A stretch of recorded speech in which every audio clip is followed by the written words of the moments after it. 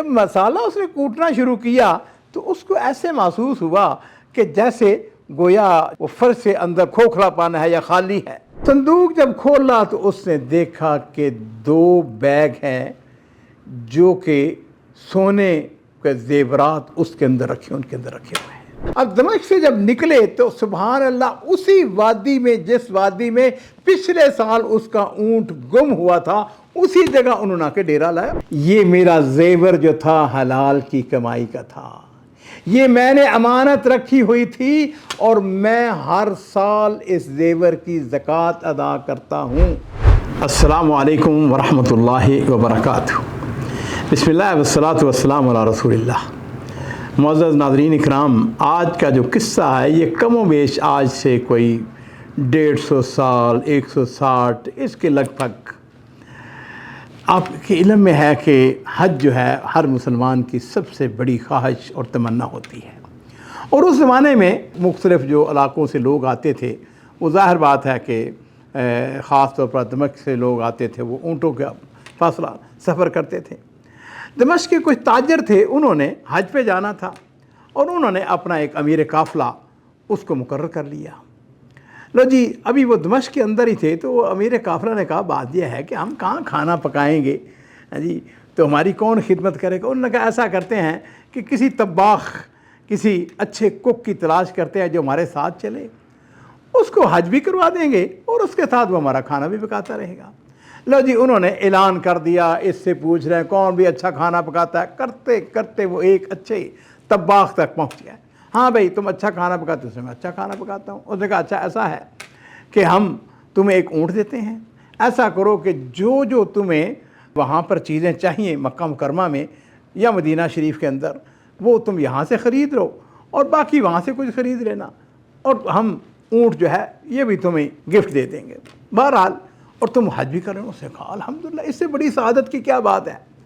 ناظرین اکرام، یہ قافلہ جو ہے یہ دمشق سے چلتا ہے اور سب سے پہلے مدینہ شریف پہنچتا ہے۔ مدینہ شریف پہنچ کے وہاں پر حاضری دے کر وہ سیدھا مکہ مکرمہ آتے ہیں۔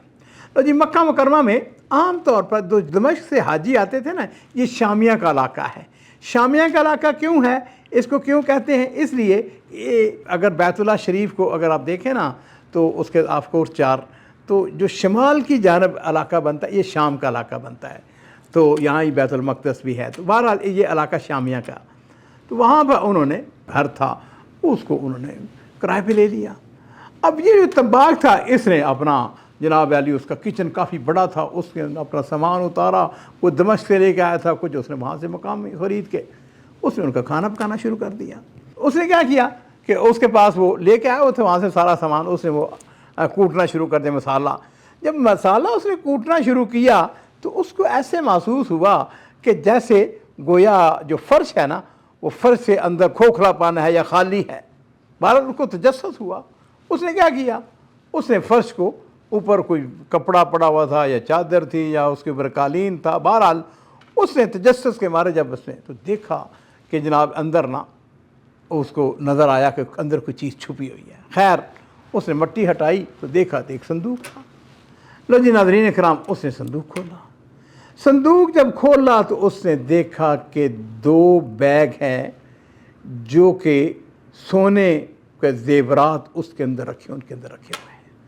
اس نے جب زیورات کو دیکھا اس کی آنکھیں کھلی کی کھلی رہ گئی۔ اب وہ اس انتظار میں کہ کب حج آئے اور حج سے فارغ ہوں اور پھر ہم واپس جائیں اور یہ دونوں تھیلے میری ملکیت ہے، ظاہر بات ہے کہ اس کو زیور مل جائے اس طریقے سے۔ خیر جی ناظرین اکرام، حج ہوا، حج کے بعد اب اس کی سب سے بڑی تمنا یہ کہ جناب ہم واپس کس طریقے سے جائیں، اور ایک دن جو امیر قافلہ تھا اس نے اعلان کیا، اس نے یا طباخ ہم واپس جا رہے ہیں، تیاری کرو۔ اس نے کیا کیا، اس نے اپنا جو تھا نا اونٹ، اس کے اوپر کھرجی جس طرح آپ کو یاد ہوگا کہ جی، تو وہ اس نے جو دونوں تھیلے تھے جن کے اندر چھوٹے چھوٹے تھیلے ہوں گے، آف کورس اتنے بڑے تو نہیں ہیں، لیکن بہرحال مقصد میں یہ تھا کہ زیور اتنا سا بھی اگر تھیلا ہو تو وہ بھی، اس نے ان کو کھرجی کے اندر ایک طرف ایک کو ڈالا، دوسری طرف دوسری کو ڈالا، اوپر سے سامان رکھا، ہاں جی کرا کے ایک قافلہ جو ہے یہ اب دمشق کی طرف چل پڑا۔ تو جی ناظرین اکرام، چلتے چلتے واپس اب اس کا کام یہی تھا کہ راستے میں وہ کھانا پکاتا تھا۔ دمشق سے ایک منزل پہلے جب پہنچے، ماشاءاللہ وہاں جگہ بڑی اچھی تھی۔ جو امیر کافرہ تھا اس نے اعلان کیا، اس نے کہا بھئی یہ جگہ بڑی خوبصورت ہے، بڑی اچھی جگہ ہے، یہاں پہ ہم رکیں گے، یہاں پر ہم کھانا پکائیں گے، یہاں کھانا کھائیں گے اور پھر اگلے دن یہاں سے سفر شروع کریں گے۔ لو جی وہاں پہ رک گئے۔ اب اس کو حکم دیا گیا کہ طباخ ایسا کرو کہ ہمارے کھانا پکاؤ۔ اس نے کہا بسم اللہ۔ اب ہوا ناظرین کرام یہ کہ سبحان اللہ، اب سارے راستے وہ اپنے اونٹ کی حفاظت کرتا آ رہا تھا، لیکن سبحان اللہ بدقسمتی سے اس نے جب اونٹ کو بٹھایا تو اس کو باندھنا بھول گیا۔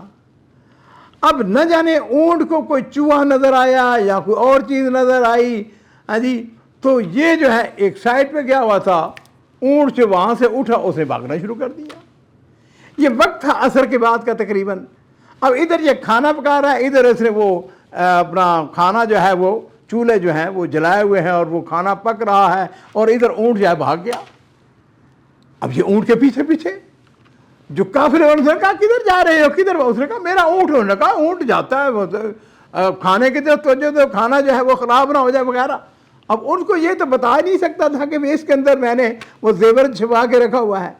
لو جی ناظرین کرام، وہ شخص وہ اس کو تلاش کرتا رہا، ادھر انہوں نے اصرار کیا، مجبور تھا جی، اونٹ نے نہ ملنا تھا نہ وہ ملا۔ اس دوران میں اندھیرا چھا گیا، اس نے ان کو کھانا کھلایا، اس کی حالت بڑی بری۔ انہوں نے کہا کیا ہوا تمہیں؟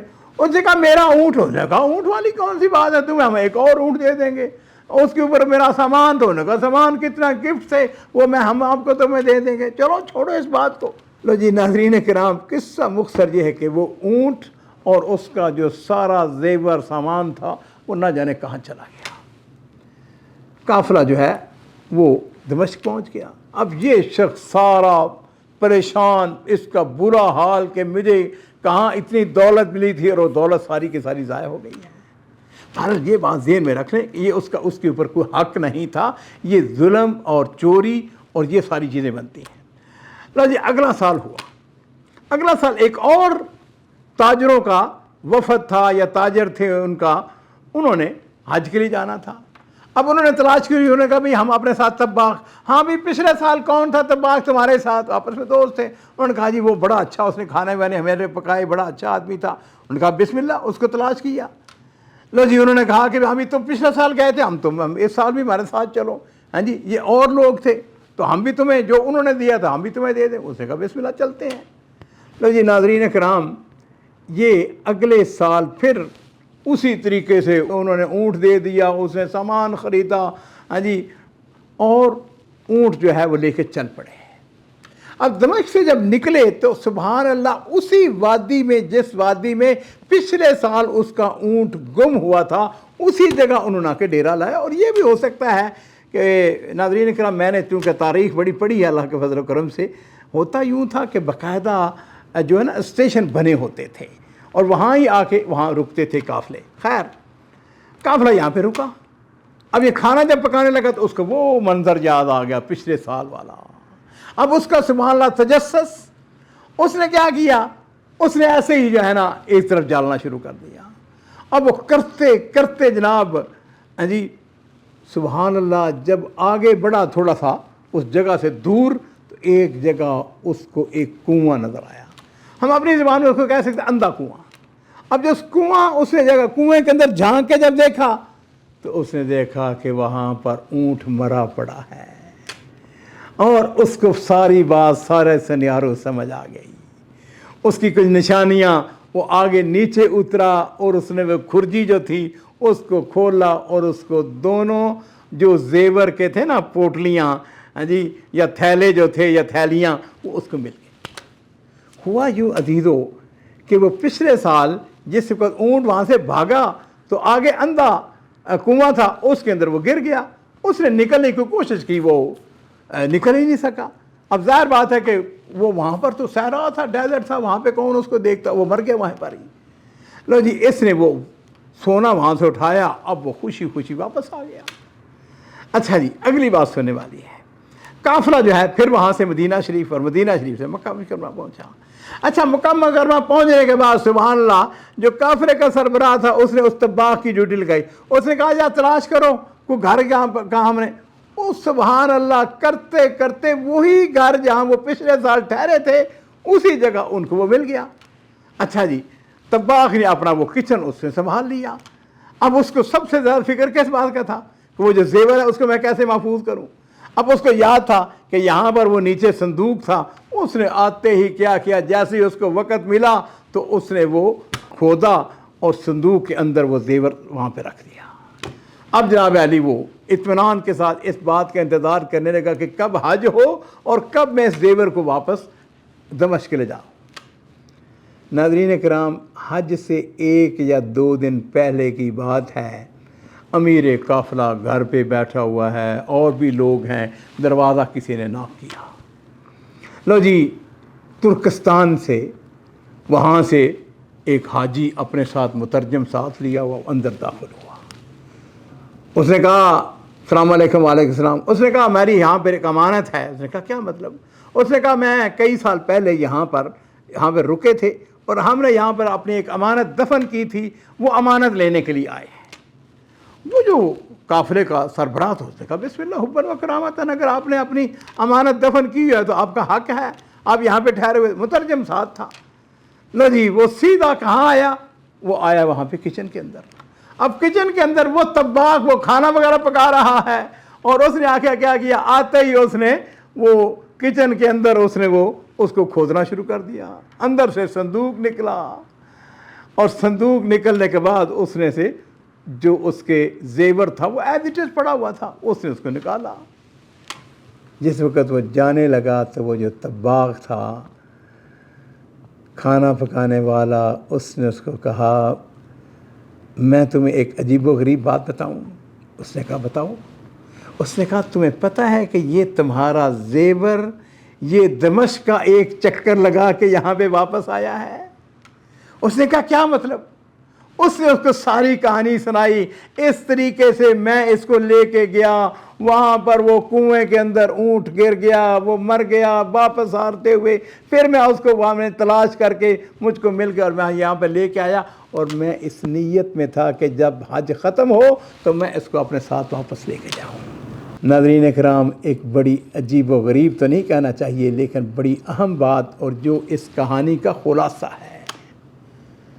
उसने कहा सुनो, ये मेरा जेवर जो था हलाल की कमाई का था, ये मैंने अमानत रखी हुई थी और मैं हर साल इस जेवर की ज़कात अदा करता हूँ और ज़कात जो है वो अपने माल की खुद हिफाजत करती है। मुझे इस बात का यकीन था कि मेरा जेवर महफूज रहेगा, इसलिए कि मैं इसकी ज़कात अदा करता हूँ। नाज़रीन इकराम, इस कहानी के अंदर हमारे लिए कैसे कितने किस्से कितने इसके अंदर असबाक हैं, दुरूस हैं, इसके बारे में कमेंट्स के अंदर अपनी अपनी राय दीजिए। और मैं यहाँ पे ये बात भी ज़रूर कहूँगा, ज़कात ज़रूर अदा करें। ये वो फ़र्ज़ है जो कि अल्लाह ताला ने हर मुसलमान जिसके ऊपर नसाब 7.5 तोले से ऊपर जेवर है, ये सारे मामलात को आप समझते हैं, वो ज़कात अदा करना फ़र्ज़ है। और हज़रत अबू बकर सिद्दीक़ रज़ी अल्लाह ताला अन्हो ने अपने दौरे खिलाफत में यह बात कही थी कि जो शख्स ज़कात के अंदर और नमाज के अंदर, यानी वो कहते हैं नमाज हम पढ़ेंगे लेकिन ज़कात नहीं देंगे, उन्होंने फरमाया था कि जो ज़कात और नमाज के अंदर फ़र्क करेगा उसके ख़िलाफ़ मैं जहाद करूँगा। हमारे ये वाक़यात यकीनन आपको पसंद आते होंगे और अगर आपको पसंद आते हैं तो इनको शेयर भी करें और हमारा जो चैनल है इसको सब्सक्राइब भी करें। बहुत बहुत शुक्रिया।